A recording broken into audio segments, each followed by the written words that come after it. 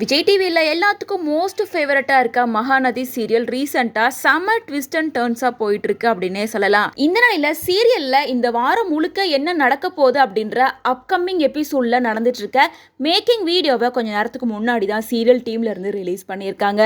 சீரியலில் யாருமே எதிர்பார்க்காத நேரத்தில் காவேரி இப்போ ப்ரெக்னெண்ட்டாக இருக்காங்க.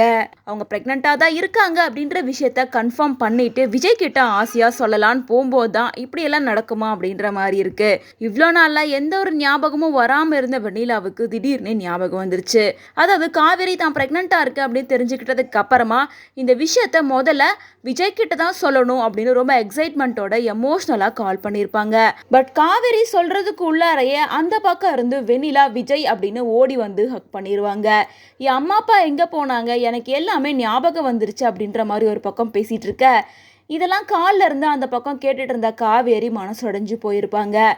ஸோ இதோட இன்னைக்கோட எபிசோட் முடிஞ்சிருச்சு.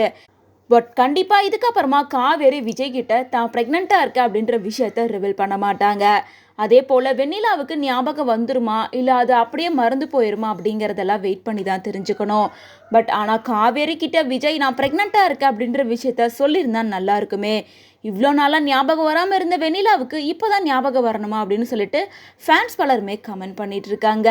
இன்னொரு பக்கம் நேற்று காவேரி லைவ் வந்தப்ப பல பேர் நீங்கள் ப்ரெக்னெண்ட்டாக இருக்கீங்க, வாழ்த்துக்கள், எப்போ விஜய் கிட்ட ரிவீல் பண்ண போகிறீங்க அப்படின்னு கேட்டதுக்கு எந்த ஒரு பதிலும் சொல்லாமல் இருந்தாங்க.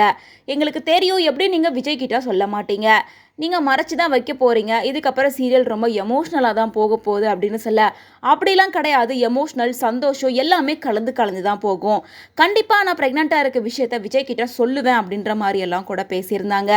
ஸோ இதுக்கப்புறமா மகாநதி சீரியல் எப்படி போகுது, வெண்ணிலாவுக்கு ஞாபகம் வந்ததுக்கு அப்புறமா விஜய் மேரேஜ் ஆன விஷயத்த சொல்லுவாங்களா, காவேரி ப்ரெக்னெண்ட்டாக இருக்கிறத எல்லாருக்கும் ஓப்பன் அப் பண்ணுவாங்களா அப்படிங்கிறதெல்லாம் வெயிட் பண்ணி தான் தெரிஞ்சுக்கணும்.